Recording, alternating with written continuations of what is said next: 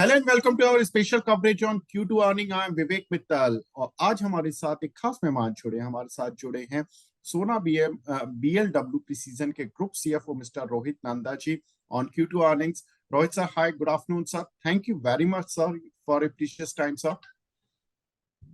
नमस्कार Vihan, thanks for inviting me. Pleasure sir. Sir, my first question is कि sir, जिस तरह से हमने देखा कि Q2 में आपके जो रिजल्ट्स देखने के लिए मिले हैं, हम देख रहे थे कि revenue at all time high, EBITDA, profit सभी बहुत अच्छा, सभी सेगमेंट में, सभी आई मीन वर्टिकल आपने बहुत अच्छे से आउट परफॉर्म किए हैं। सर, अब सेकंड हाफ किस तरह का रहेगा, बिकॉज जियोपॉलिटिकल रिस्क हम देख रहे हैं कि दिनों दिन बढ़ रहा है। जी, सो विहान, अगर आप हमारे पिछले 2-3 साल की परफॉर्मेंस देखेंगे लिस्टिंग के बाद से, तो हम लोगों ने जनरली मार्केट, जो अंडरलाइंग ऑटोमोटिव मार्केट है, वो बहुत अच्छा ग्लोबली नहीं कर रही है। हम ज्यादा, लगभग 70% हमारा मार्केट डिपेंडेंस जो है वो भारत के बाहर है रेवेन्यू के लिए।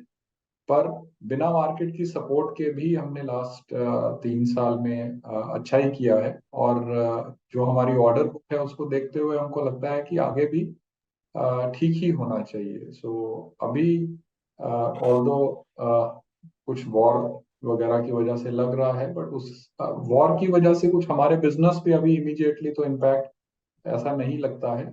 यूएस में भी UAW वर्कर्स स्ट्राइक का हमने एक नोटिफिकेशन भी निकाला था, लेकिन आज सुबह की न्यूज़ है कि वो भी ऐसा लगता है कि रिजॉल्व होने की तरफ जा रही है। तो अ, अभी के लिए तो सारे सिग्नल्स जो हैं वो पॉजिटिव ही दिखते हैं। ओके सर, मैं देख रहा था कि आपकी ऑर्डर बुक 22,000 करोड़ की हो गई है और उसमें ईवी ऑर्डर बुक आपकी 78% कंट्रीब्यूट कर रही है। सर, उसके बारे में बताएं कि ईवी से मतलब कंपनी पूरी तरह से ईवी बेस्ड होने जा रही है। वैसे तो पूरा देश ही कोशिश कर रहे हैं कि 2030 तक हम ईवी पर ज्यादा फोकस करें, लेकिन कंपनी 100% ज्यादा पहले हो जाएगी क्या? हम लोगों ने एज अ कंपनी 2016 में सबसे पहले ईवी पार्ट्स सप्लाई करने शुरू किए थे। और धीरे धीरे करके अभी अगर आप देखेंगे, हमारा करंट रेवेन्यू 27% जो है वो बैटरी इलेक्ट्रिक व्हीकल से आता है। और जैसा आपने बोला कि ऑर्डर बुक में लगभग 80% के पास ऑर्डर बुक जो है वो ईवी से है। सो जैसे जैसे हम आगे जाएंगे ईवी का प्रतिशत बढ़ता जाएगा। हमारा अनुमान है कि 2026 तक लगभग 45% हमारा जो रेवेन्यू है वो ईवी से आएगा। तो 100% इतना शॉर्ट टर्म में नहीं होगा, बट ये है कि जैसे जैसे आगे जाएंगे, आई थिंक दुनिया में भी इलेक्ट्रिफिकेशन जोर पकड़ रहा है। और जैसे जैसे हम आगे बढ़ेंगे, आई थिंक ये और ज्यादा बढ़ता ही जाएगा।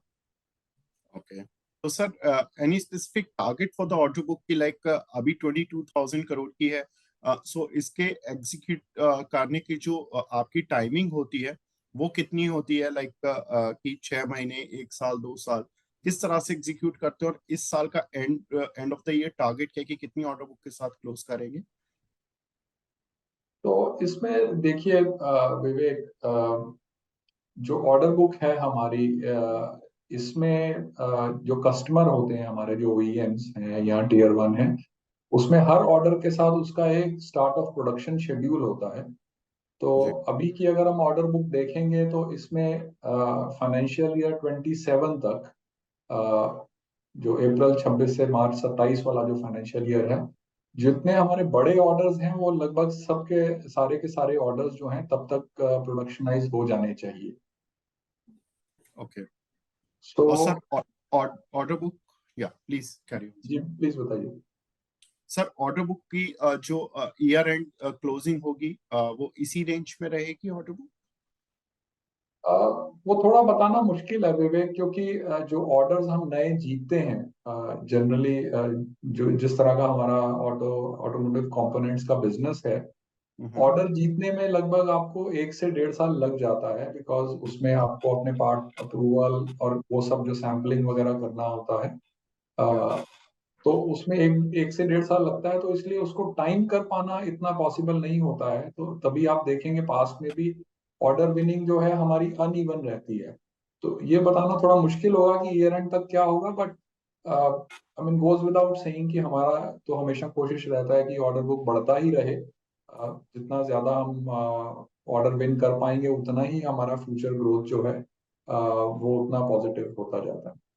जी सर, अभी आपने नॉर्थ अमेरिका से भी एक ऑर्डर विन किया है। उसके बारे में बताएं कि अमेरिका पर कितना फोकस है कंपनी का, कितना परसेंट रेवेन्यू अभी कंपनी का आता है, या कितना परसेंट रेवेन्यू यूरोप और अमेरिका से अभी कंपनी के टोटल रेवेन्यू में कंट्रीब्यूशन आता है। ठीक, सो हमारी जो तीन सबसे बड़ी मार्केट्स हैं उसमें नॉर्थ अमेरिका जो है वो सबसे बड़ी मार्केट है। 40% हमारा बिजनेस जो है वो नॉर्थ अमेरिका पे डिपेंडेंट है। ओके। दूसरी बड़ी मार्केट हमारी भारत है, जिसपे कि हमारा 30% का डिपेंडेंस है। और तीसरी सबसे बड़ी मार्केट यूरोप है, उसमें आई थिंक अभी लास्ट क्वार्टर के हिसाब से 23-24% के आसपास हमारा डिपेंडेंस। तो ये हमारी तीन सबसे बड़ी मार्केट्स हैं, और जैसा आप देख सकते हैं कि 90% से ज्यादा बिजनेस ये तीन मार्केट से ही आता है। और जो अभी ऑर्डर बुक भी है और बाकी ओवरऑल भी जो मार्केट की पोजीशनिंग है वो सबको देखते हुए आई थिंक यूएस जो है आगे जाते हुए भी हमारी शायद सबसे बड़ी मार्केट ही रहेगी। और ये जो ऑर्डर विन की आपने बात की है ये इम्पॉर्टेंट है दो पर्सपेक्टिव से।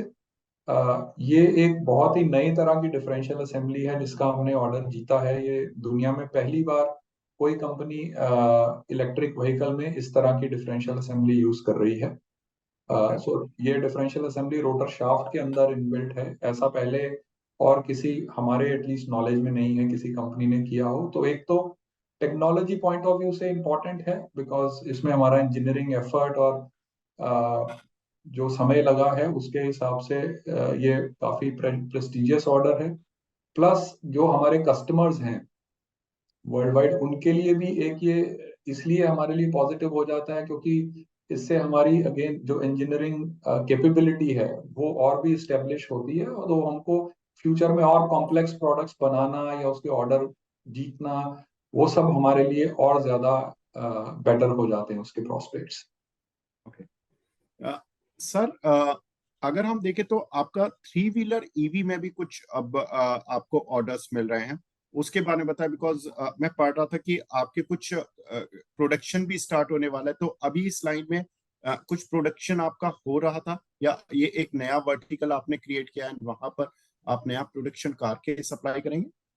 जी, तो अभी हम जो ईवी ट्रैक्शन मोटर्स का जो हमारा प्रोडक्ट है जो उस वर्टिकल का बिजनेस है वो पूरी तरह से इंडिया पे फोकस्ड है। तो इंडिया में जो इलेक्ट्रिफिकेशन की ड्राइव चल रही है, जो गवर्नमेंट ने इतने मेजर्स भी लिए हैं उससे इलेक्ट्रिफिकेशन तेज हुआ है। लेकिन अभी भारत में ये ज्यादा टू व्हीलर और थ्री व्हीलर में ज्यादा सीमित है। फोर व्हीलर हो रहा है इलेक्ट्रीफाई, बट फोर व्हीलर में अभी उतना ज्यादा पिकअप नहीं है। तो सबसे ज्यादा फास्ट जो है ये अभी ग्रो कर रहा है टू व्हीलर्स में। तो हम ऑलरेडी टू व्हीलर और थ्री व्हीलर दोनों सेगमेंट्स में हैं। तो एक कस्टमर को ऑलरेडी थ्री व्हीलर में हम ईवी मोटर्स जो हैं बना के ऑलरेडी बेच रहे हैं, सप्लाई कर रहे हैं। और पिछले क्वार्टर में भी एक एग्जिस्टिंग लार्ज ओईएम है, नॉर्मली हम कस्टमर का नाम नहीं बोलते हैं तो इसलिए without naming the customer, it's an existing customer also and it's an established OEM in India. तो उनका जो नया ईवी का थ्री व्हीलर आ रहा है उसका हमको ऑर्डर मिला है।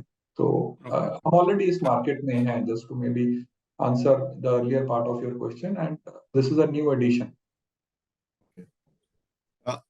सर, एक का भी आपका रिसेंट एक प्रेस रिलीज आया था जिसमें कि आपकी कंपनी ने एक नई कंपनी को एक्वायर किया, 54% स्टेक लिया, नोबिलिक करके एक कंपनी है। इसके बारे में बताएं कि ये कंपनी कितना बड़ा एक एक्विजिशन है। इस एक्विजिशन से सोना कुमस्टार को आई मीन कितना बड़ा रेवेन्यू कंट्रीब्यूशन आता हुआ दिखाई देगा? देखिए, सर्बिया बेस्ड कंपनी है। इसका हमने जनवरी 23 में हमने अनाउंसमेंट किया था, और इसका एक्विजिशन अभी हमने सितंबर में कंप्लीट कर लिया है। राइट। तो इसमें हमने 54% स्टेक लिया है, बाकी का 46% जो एग्जिस्टिंग प्रमोटर्स हैं उन्हीं के पास है। ओके। इसमें हमने स्टेक इसलिए लिया बिकॉज ये कंपनी जो है सेंसर्स और सॉफ्टवेयर में है। और ये एक ऐसा कैपेबिलिटी है जिसमें हम आगे जाते हुए देखते हैं कि इसमें बहुत स्कोप है। तो इस कैपेबिलिटी को खुद डेवलप करने में शायद हमको ज्यादा वक्त लगता, तो इसलिए जब ये हमको अपॉर्चुनिटी मिला तो हमने इस कंपनी में मेजॉरिटी स्टेक लिया है। ये कंपनी स्पेशलाइज करती है वेव रेडार टेक्नोलॉजी में, okay. So radar sensing and perception technology में। तो ये लोग ऑलरेडी प्रोडक्ट डेवलप कर रहे हैं जो इन केबिन सेंसिंग के लिए। तो इन केबिन सेंसिंग के बहुत सारे एंड यूजेस हैं, उनमें child presence detection, occupant detection जैसे कुछ उसके एंड यूजेस हैं।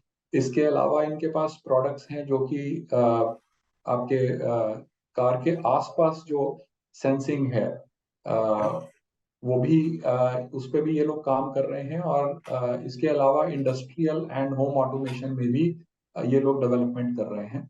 तो ये काफी बड़ा मार्केट होने वाला है, लेकिन ये थोड़ा medium to long term perspective से देखना चाहिए, क्योंकि ऑल्दो उस जर्नी में वो लोग अपने कॉम्पिटिटर से आगे हैं, लेकिन इसका मास अडॉप्शन जो है ये धीरे धीरे बढ़ेगा। तो ऐसा हमको लगता है कि फाइनेंशियल ईयर 26 ऑनवर्ड्स जो है इसमें एक्सपेक्ट कर सकते हैं कि एक साइजेबल जंप आएगा। इसके लिए हमने जो है टोटल 40 मिलियन यूरो के लगभग जो है कंसिडरेशन हम लोग पे करेंगे। उसमें 60% हमने दे दिया है और बाकी का 40% जो है अगले 2 साल में हम पे करेंगे।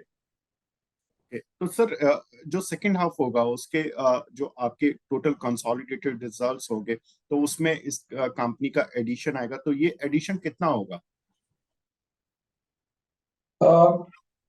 थोड़ा बताना मुश्किल है, बट अभी ये कंपनी जो है ये प्योरली सर्विसेज बेस्ड कंपनी है। सो इसको प्रोडक्ट्स के साथ नहीं कंपेयर कर सकते आप इसको। एक तरह से engineering services based right now जो उनका रेवेन्यू जनरेशन का मीडियम है उसके ऊपर निर्भर करता है। तो रेवेन्यू गाइडेंस हम देते नहीं है, लेकिन पास्ट अगर हम देखेंगे तो 6 महीने में इनका लगभग आई थिंक 5 से 6 मिलियन यूरो के लगभग रेवेन्यू आना चाहिए। Okay, fair enough. सर एक आपका इलेक्ट्रिफिकेशन जो ड्राइव है जिस वर्टिकल में आप एक बहुत अच्छा कर रहे हैं बैटरी वाले सेगमेंट में, सर वहां से किस तरह का ट्रैक्शन आ रहा है? बैटरीज में तो हम नहीं है बैटरी आई में, मीन बट सर जो बीईवी रेवेन्यू जो शेयर है आपका, जो revenue from that battery. Battery EV जो आपका ग्रो हुआ है 33%, आई एम जी। Talking about okay. Particularly on that front. Okay. So जो बीवी सेगमेंट है ये हमारा फास्टेस्ट ग्रोइंग सेगमेंट है। ओके। जैसा आप बोला कि फर्स्ट हाफ में हमने 33% से ग्रो किया है।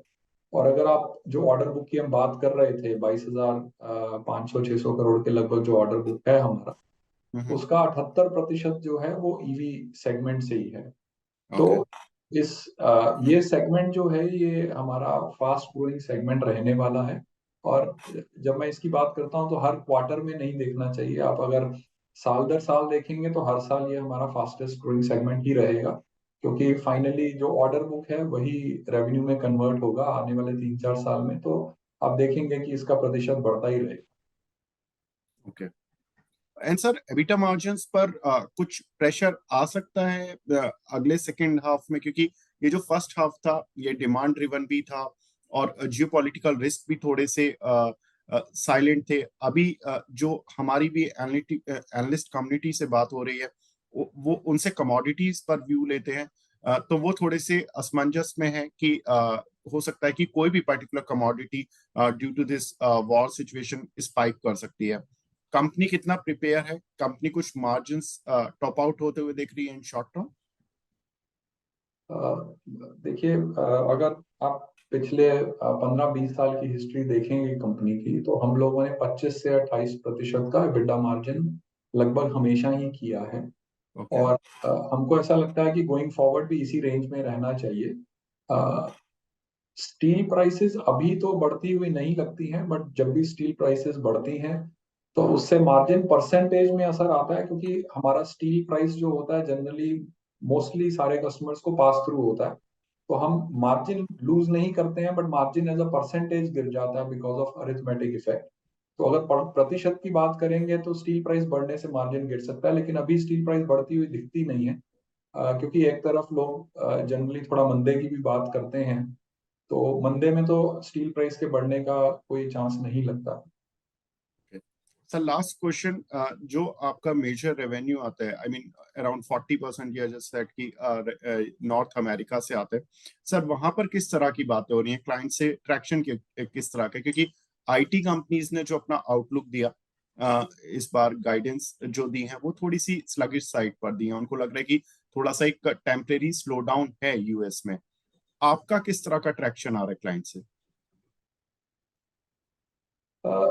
देखिए, मैंने जैसे अभी यूएडब्ल्यू स्ट्राइक की भी बात की थी, तो वो एक हमने कॉशनरी स्टेटमेंट दिया था स्टॉक एक्सचेंज को, लेकिन अभी जैसे यूएडब्ल्यू स्ट्राइक भी खुलती हुई दिख रही है, बेस्ड ऑन जो न्यूज आज सुबह आई है कि फोर्ड के साथ यूनियन का कुछ समझौता होने का लग रहा है। तो अगर वो रिजॉल्व हो जाती है तो अभी इमीडिएटली कोई ऐसे हेडविंड नहीं दिखते हैं। रेवेन्यू ग्रोथ ठीक ठाक होना चाहिए। कुछ हमारे बड़े एक दो प्रोग्राम्स हैं जो कि सेकेंड हाफ में प्रोडक्शनाइज होने का भी उसका स्कोप है। तो वो सबको देखते हुए अभी हमको कुछ इमीडिएटली ऐसा नहीं लगता जिसकी वजह से कुछ ज्यादा चिंतित होने वाली बात है, लेकिन अगर सर्कमस्टेंसेस चेंज होते हैं तो चीजें बदल सकती हैं, बट अभी नहीं लग रहा। I mean sir, fed rate hike को लेकर अमेरिकन जो ऑटो मार्केट है उसमें कोई फियर है? क्योंकि ये बातें हो रही हैं कि लंबे समय तक फेड के जो हाइक अभी जो रिसेंट रहे हैं, उन्होंने इंटरेस्ट रेट को 5% पर लाकर ऑलमोस्ट कर दिया है, तो ये लंबे समय तक चले तो कुछ स्लो डाउन हो सकता है। कुछ क्लाइंट से इस तरह की बातें हैं? देखिए, अभी कोई इंडिकेशन नहीं है। जनरली जो ओके। हमारे कस्टमर्स होते हैं, हमको 2 से 3 महीने का प्रोडक्शन शेड्यूल जो है वो हमको कस्टमर से आता है। तो ओके। अभी जो 2 से 3 महीने का कस्टमर शेड्यूल है उसमें ऐसा कुछ देखने को नहीं मिल रहा है। बाकी इकोनॉमिक्स के पर्सपेक्टिव से जो आप बोल रहे हैं वो उचित है, लेकिन अभी हमको जो भी कस्टमर से फीलर्स हैं उसमें कुछ ऐसा हमको देखने को नहीं। Okay sir, thank you very much, sir, and congratulations again for the fantastic result and best of luck for rest of the year, sir. We wish कि आपकी ये जर्नी बहुत शानदार रहे, और आपने जिस तरह से सर हिंदी में सपोर्ट दिया हमारी ऑडियंस के लिए, उसके लिए सर और ज्यादा धन्यवाद। Thank you very much sir. बहुत बहुत धन्यवाद। नमस्कार। नमस्कार सर।